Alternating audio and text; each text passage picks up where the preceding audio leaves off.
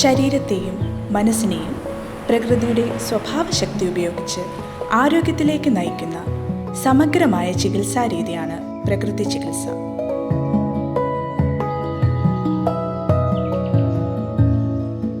ആയുഷ് സമ്പ്രദായത്തിൽ വൈ പ്രതിനിധീകരിക്കുന്നത് യോഗ നേച്ചുറോപ്പതി എന്ന സമഗ്ര ചികിത്സാ രീതിയെയാണ്. യോഗ 2 രീതികളിലായിട്ടാണ് നമ്മുടെ ഹോസ്പിറ്റൽ പേഷ്യൻസിന് പ്രൊവൈഡ് ചെയ്യുന്നത്. റെഗുലറായിട്ടൊരു സെഷൻ രാവിലെ 6 മണിക്ക് സ്റ്റാർട്ട് ചെയ്യുന്നു. ഈ റെഗുലർ സെഷനിൽ എല്ലാത്തരം രോഗികളെയും ഉൾപ്പെടുത്തിക്കൊണ്ടാണ് യോഗ ചെയ്യുന്നത്. എല്ലാ രോഗികൾക്കും ബിഗിനേഴ്സിനും ഉൾപ്പെടെ ചെയ്യാവുന്ന ആസനാസ്, പ്രാണായാമാസ്, സൂര്യ നമസ്കാരം എല്ലാം ഉൾപ്പെടുത്തിയ ഒരു യോഗ സെഷനായിരിക്കും 1 മണിക്കൂർ കൊണ്ട് കവർ ചെയ്യുന്നത്. നാച്ചുറോപ്പതിക് സിസ്റ്റം ഓഫ് മെഡിസിൻ ശരീരത്തിൻ്റെ നൈസർഗികമായിട്ടുള്ള ജീവോർജ്ജത്തെ ഉപയോഗപ്പെടുത്തി രോഗങ്ങളെ പൂർണ്ണമായും ചികിത്സിച്ച് ഭേദപ്പെടുത്തുന്ന ഒരു സിസ്റ്റം ഓഫ് മെഡിസിനാണിത്. ഇത് പ്രധാനമായും 2 ഭാഗങ്ങളാണുള്ളത്. രോഗം വരാതെ സൂക്ഷിക്കുന്ന അല്ലെങ്കിൽ രോഗം വരാതെ പ്രതിരോധിക്കുന്ന ഒരു പ്രകൃതി ജീവനവും, രോഗം വന്നു കഴിഞ്ഞാൽ അതിനെ പൂർണ്ണമായിട്ടും ചികിത്സിച്ച് ഭേദപ്പെടുത്തുന്ന നാച്ചുറോപ്പതി എന്ന് പറയുന്ന ചികിത്സാ ശാസ്ത്രവും. നാച്ചുറോപ്പതി ചികിത്സാ ശാസ്ത്രത്തിൽ ഹൈഡ്രോതെറാപ്പി, മഡ് തെറാപ്പി എന്ന് പറയുന്ന മുഖ്യധാരാ ചികിത്സകളും അതിൻ്റെ ഉപചികിത്സാക്രമങ്ങളായിട്ടുള്ള അക്യുപഞ്ചർ, അക്യുപ്രഷർ ആൻഡ് റിഫ്ലക്സോളജി, മാൻഡോതെറാപ്പി, chromotherapy, psychotherapy, aromatherapy, herbal remedies, അതുപോലെ യോഗ തെറാപ്പി, ഇതെല്ലാം കൂടെ ചേർന്നുള്ള ഒരു ഹെൽത്തി ബ്ലെൻഡാണ് ഈ സിസ്റ്റം ഓഫ് മെഡിസിൻ എന്ന് പറയുന്നത്.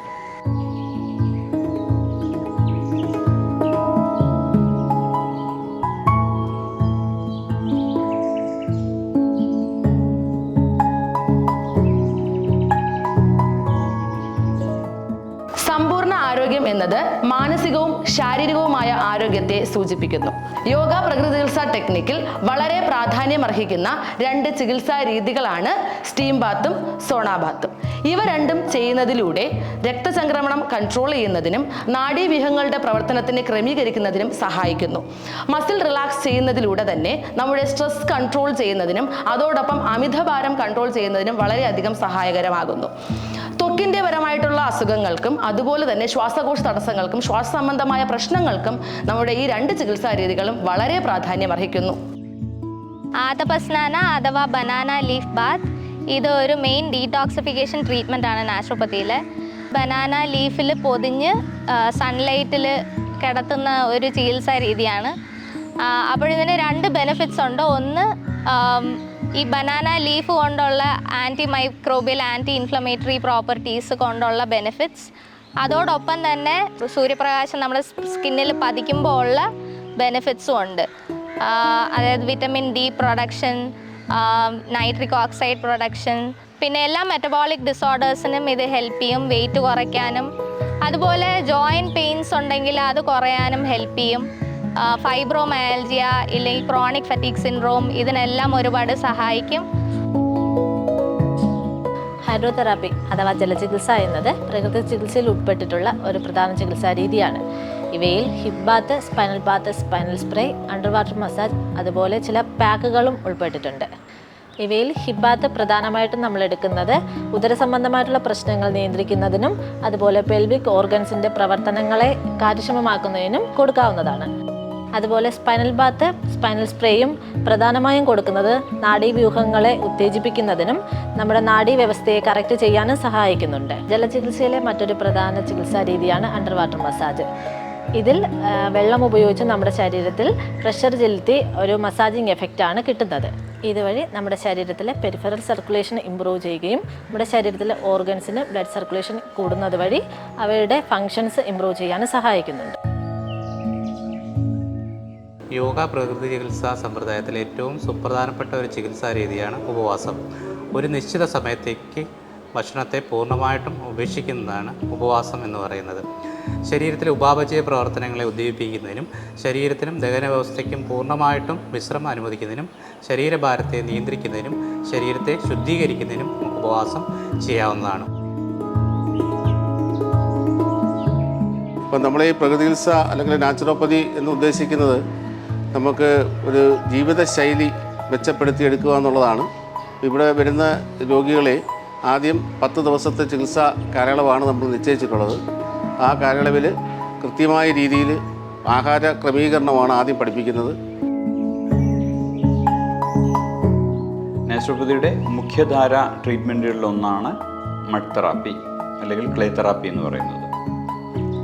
മണ്ണിനെ ശരിയായ രീതിയിൽ ശുദ്ധീകരിച്ച് നല്ല പശമയമുള്ള ക്ലേ ആണ് ഇതിന് ഉപയോഗിക്കുന്നത്. 2 രീതിയിലാണ് നമ്മൾ മഡ് തെറാപ്പി നാച്ചുറോപ്പതിയിൽ ഉപയുക്തമാക്കുന്നത്: ജനറലൈസ്ഡ് ആപ്ലിക്കേഷനും ലോക്കൽ ആപ്ലിക്കേഷനും.